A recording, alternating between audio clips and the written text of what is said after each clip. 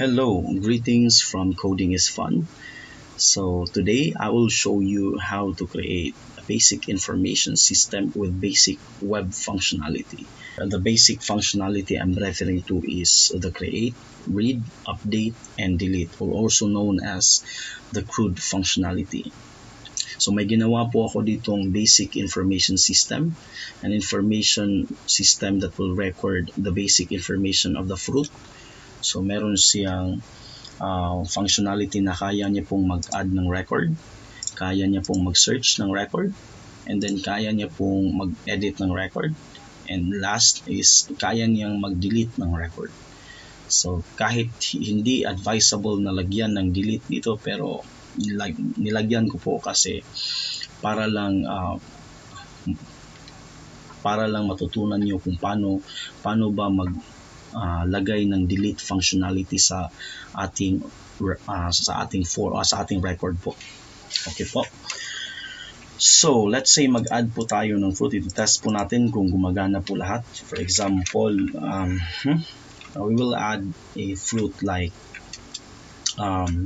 grapes, and then the price of the grapes, let's say 71.25. You know that was for per kilo, and then submit. So the grapes was added. We can also search the grapes. So grapes, okay, grapes. We can also search durian.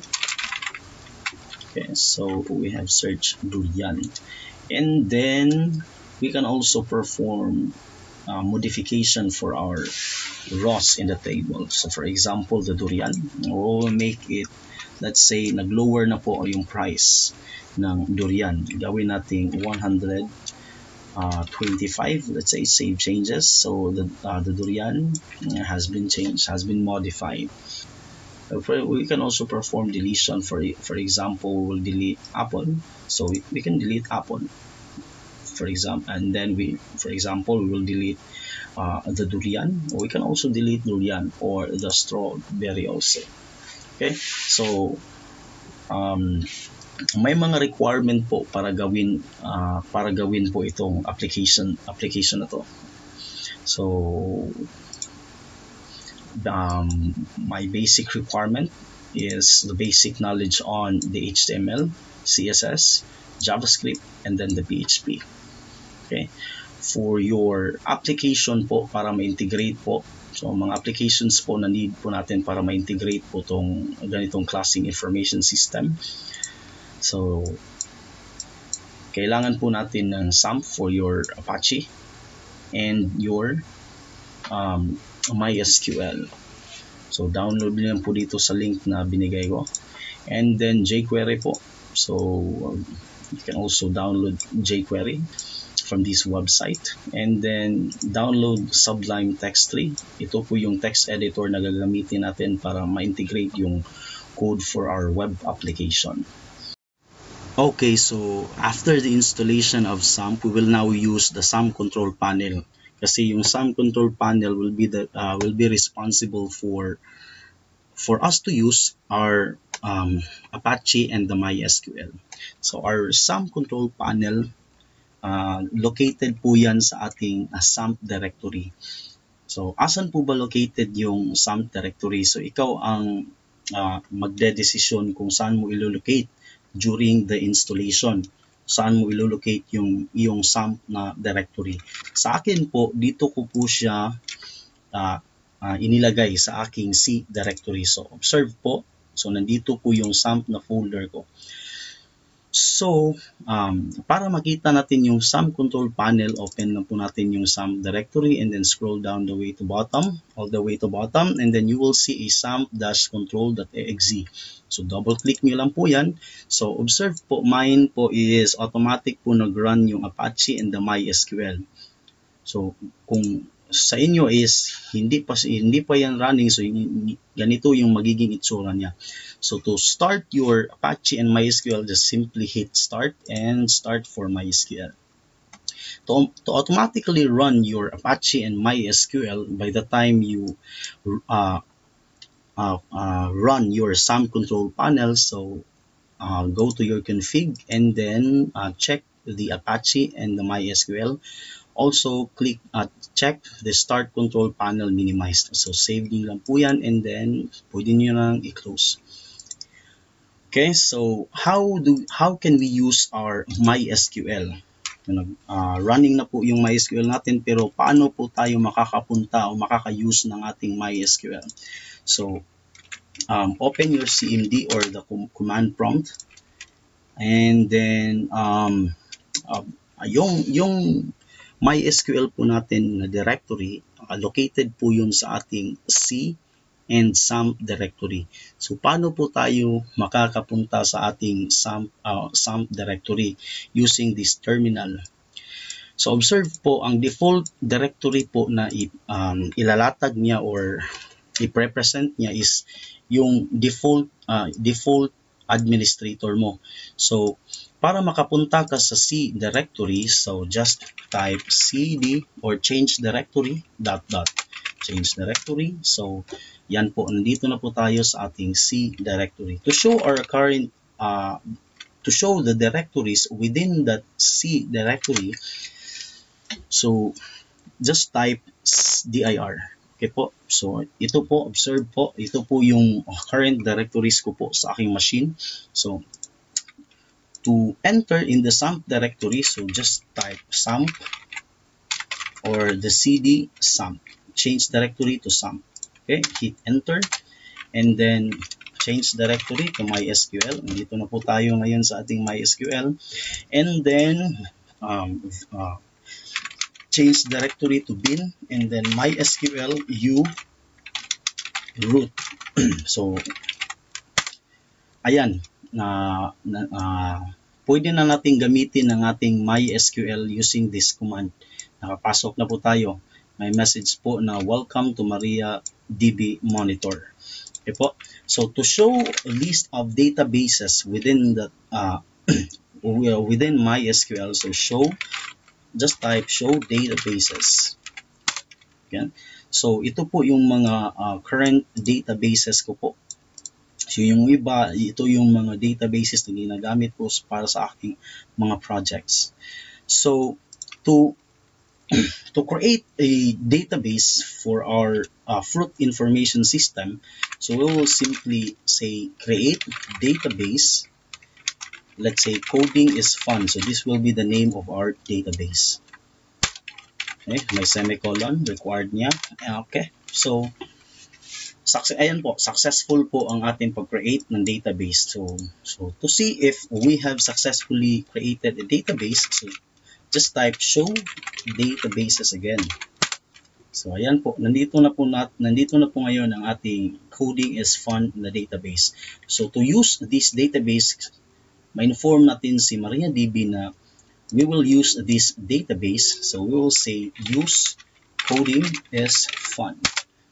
So to create, to show tables for our coding is fun database, so we will simply say describe coding is fun. Okay, required niya po yung semicolon. Okay po, so wala pa po tayong table sa ating database. So to create one, we'll simply say create table fruit list. Okay? So ito po yung magsisilbing table para sa lahat ng list ng fruits natin. So and then use parentheses. Okay po. And then so our first attribute is, or our first field would be the fruit ID. Okay, so identify lang po natin as an integer. Okay, and then to auto-assign a value for this field, so we'll simply use auto-increment. Okay, and then to avoid not duplicating your field, especially on fruit ID, we will simply use a primary key command. Okay, so in order for us to specify a unique field in our rows, we will simply use a primary key kasi hindi lahat ng fruits may magkakapareho. So ang unique identity ng isang fruit is yung ID nila. Okay, kailangan po yan sa mga information system. And then, after that, we will add the fruit name. So, importante din po ang fruit name. So, we'll identify this as a varchar. Kasi character po yung mga set of characters po yung gagamitin natin. And then, fruit price. Okay, identified as float. And then, okay, successful po. So, ganito po gumawa ng isang table. Ganito po mag-SQL para makagawa tayo ng table. So, to describe, to show our tables in our database, coding is fun. So, we'll say describe coding is fun. Oh no. Coding is fun. Describe coding is fun. Oh no. Describe what? Describe the fruit list. Not the coding is fun. Kasi nandito na tayo sa ating coding is fun. So, ito po. So, to show our tables, show tables. So, andito, isa lang po yung table natin sa ating database na coding is fun. Okay po? Okay, so ayan po. Okay, so to insert data on our table, so we will simply say insert into fruit list. I-identify natin kung ano yung mga field na lalagyan natin ng data. So simply the fruit name. Hindi na po natin lalagyan yung fruit IDs because we initialized it as an auto-incremented field. So, ang i-insert naman po natin is the fruit name and then the fruit price. So, identify po natin yung mga values na i-insert natin. Let's say the melon. Okay, so by convention, ilalaki po natin yung kanyang first character, first letter niya sa kanyang string. So, recall, si fruit price po, si fruit name po ay isa pong identified as a varchar. So, can store a characters up to 45, can store a string on up to 45 characters. Yung price po, initialized as a float. So, hindi po natin lalagyan ng double quote. So, diretso lang pong type ng let's say 91.75 yung kanyang value. Okay, so equivalent ng melon pag ibebenta, for example. So enter. So ayan po, to show our data that has been successfully inserted. So we will say select asterisk from fruit list. So ayan po, no? Automatically meron na siyang data na 1 and melon and then the 91.75. To add more, so just hit your upper key or the up key on your keyboard para hindi na po kayo mag-type ulit. So i-modify nyo lang po yung existing na type nyo po. So let's say apple. Okay, let's say the apple is of 25.75. Enter. So, ayan, successfully added din po and then select. Then to show our data on our table fruit list. So, just say select asterisk from fruit list. So, ayan po. Okay. The next thing we need to do is open your C directory. Open your SAMP directory and then go to your htdocs. So, ito po yung unang mga files and directories na i-recognize ng Apache natin.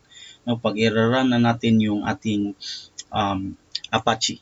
Okay? So, create po tayo ng, let's say our name for our system would be coding is fun. Okay, enter. So, meron na po tayong folder dito. So, i-open po natin ito gamit ang ating Sublime. Okay? So, hit open file, open folder, click file and then open folder. So, Hanapin lang po natin yung ating folder sa C, SAMP, and then htdocs, and then coding is fun. So close the other folder, other file. So ito po,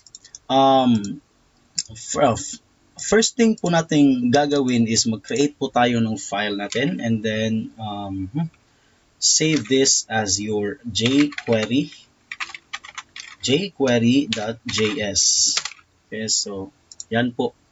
Ito po yung ito po yung magsisilbing library natin for our jQuery. So the question is, asan po ba yung mga codes natin dito para sa ating jQuery? So open lang po natin tong ating directory. So open your browser. So yan, paste niyo lang po sa inyong search engine ng browser niyo. So and then select this all or Control A, hold Control A, and then copy this one, copy, and then paste it in your library jQuery.js file. So this will serve as your jQuery library. Okay, so pwede na natin itong i-close, and then next thing natin gagawin is create tayo ng ating default file. So index.php. So this file will serve as the main file for our information system. So pag i-run niya po yung folder natin na the coding is fun, and ang una po niyang file na i-run is si index.php. So ano pong nakapaloob sa index.php po? So ang ating pong mga HTML na tags. So these tags will use to write or to inform the browser how our document will be displayed. Okay? So these tags will orient the browser. Let's say our title for our information system would be the fruit IS, or the fruit information system. So let's say we'll print a basic text here. So let's say hello world.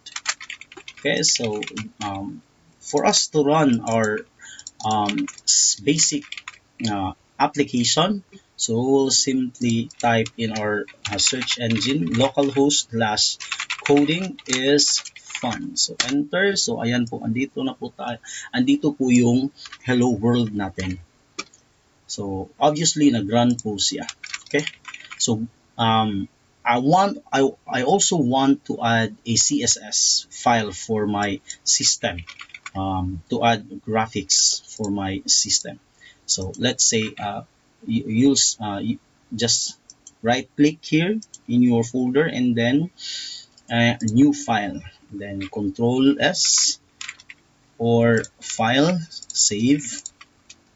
So save as a style.css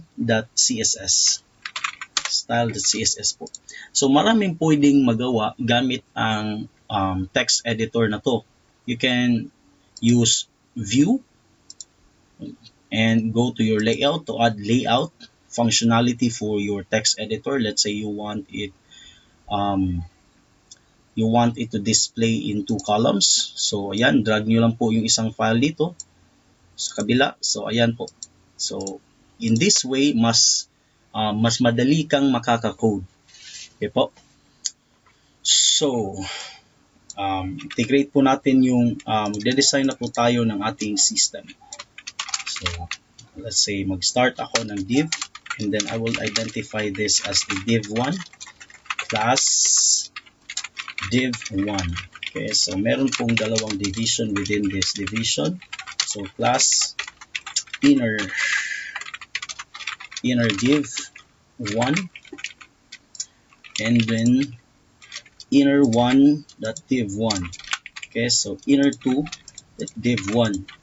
Okay, para mas maganda po yung arrangement ng ating code. So ang nakapaloob po dito ay si table.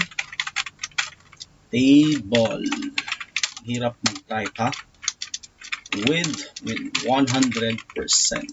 So and then lagyan po natin ng unang tr. So ang tr po ay si table row. So kung gaano kadami yung tr, let's say meron kang dalawang ito makonsider po to as isang TR. So let's say meron kang dalawang TR, ano pong ibig sabihin yan? Ibig sabihin po na sa table mo meron kang dalawang rows. So kung gusto mong mag-add ng columns within your rows, so you will simply say TD. Okay? So to add more columns in your rows, so just copy and paste the TD. Okay, so let's say lagyan natin ng data 2, 3, 4. So 1, 2, 3, 4.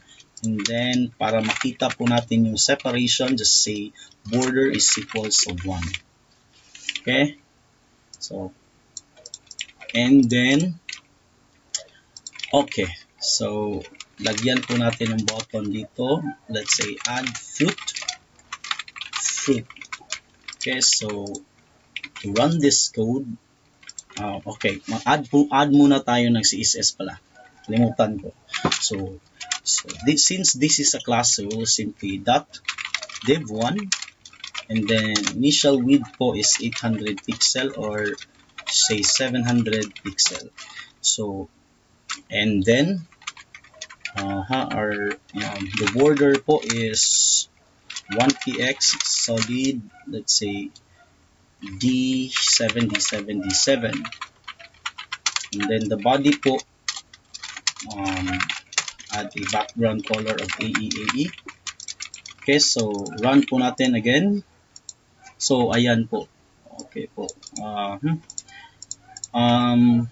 Dapat meron tayong hindi gumana yung kanyang background. Hindi pala natin na-integrate. Dapat integrate natin yung file, yung CSS file natin. So add mo lang dito sa i-define mo lang dito sa href na line mo. Okay? So zoom in ko po. Style.css. So since similar po ang kanilang directory, so wala na po tayong specify. Let's say hindi na po tayo maggaganito d/documents/ ganyan, hindi na po. Okay, so since they are in the same directory. Okay, so run this code. So ayan po. So addan po natin ng functionality itong ating application. Addan po natin ng additional design or graphics for our application. So let's say gusto kong mag-add ng floated object. Let's say style float right, and then input type text, and then search, say search, then search here, and then lagyan natin ng placeholder. So placeholder is type here. Okay, search fruit name. Okay, so run natin ang code natin. So ayan, meron na siyang search. So again, we'll add more padding px. Okay, so ayan, maganda na po siyang tingnan. Okay, we will add also graphics for our designs for our table. Okay, so we'll identify